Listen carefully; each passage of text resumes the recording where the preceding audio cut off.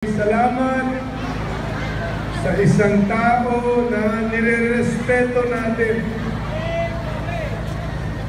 Siya tumatayo sa pagka-mayor ng Toledo. Gusto niya makatulong sa inyo kahit doktor na siya. Bilang doktor, maginhawa na ang buhay niya. Bilang doktor, kumikita na siya. May hanap buhay na siya. Pwede, nandun siya sa Cebu City. Pwede, nandun siya sa Manila. Malaki ang kita. Pero ano ang ginawa ni Jingjing Gaite?